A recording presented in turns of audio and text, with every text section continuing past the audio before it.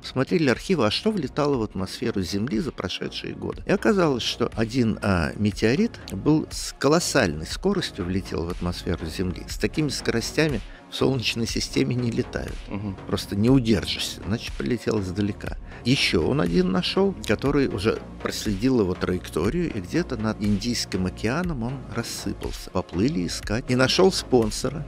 Ему сняли яхту. И он поплыл.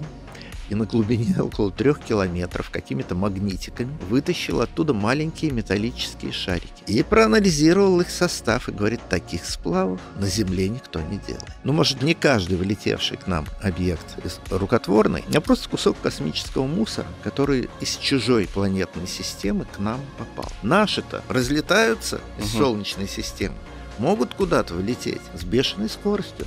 Потому что звезды относительно друга быстро летают. Почему бы к нам не мог такой кусок прилететь? Вполне мог.